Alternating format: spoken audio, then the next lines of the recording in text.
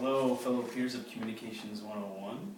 I'd like to discuss with you the importance of nonverbal communication in the business world. We're specifically going over three main points that we can use to tie in to help you be more successful with your employers. First off, we'll be going over physical appearance, which is going to include our facial expressions and posture.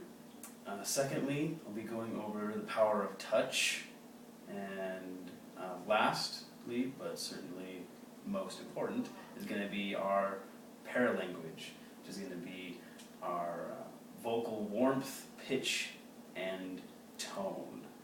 Now, when I first started looking for a job, the internet did not exist. There was no online applications. I had to go out, make first impressions. People judged me on everything. And those nonverbal cues came into play very, very importantly. And as soon as you have an interview, you walk in the door, that person is judging you. They look at you, how you look, how you're dressed. Now, bring me to my first point, our physical appearance. You walk in, how are you standing when you walk in the door? When your employer first sees you, are you walking in, willy-nilly, flopping around? Or are you carrying yourself, you walk in, you're confident? That's what an employer wants to see. They want to see that nonverbal communication. They're looking specifically, more likely than not, they are looking for specific cues to see what kind of employee you will be. Are you going to be a lazy, laid-back employee, or are you going to be an employee that's going to do the job well? Now, goes along with your facial expressions too. You walk in, you carry yourself, but are you looking mean? Like, just because you're self-conscious, because you're confident, it doesn't mean you need to be mean. I mean, that's not what an employer wants to see. They want to know that they can get along with you.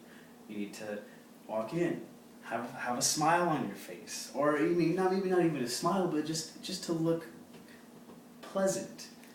Don't look mean. Don't look overly pleasant either. Don't take it over the top. And during an interview, of course, you walk in, they see you, then brings me to my next point, the power of touch. You're going to be shaking their hand. Now, I read the article, Shake My Hand, Making the Right First Impression in Business with Nonverbal Communication, written by Kathleen M. Hemstra in 1999. This article states that the handshake can make or break the interview. Now, you're not going to want to, it's not going to be a limp handshake, but you're not going to want to crush the person's hand. You just need a firm grip, which is going to state that you have that self-confidence. You are confident that you have the skills to get the job that you want.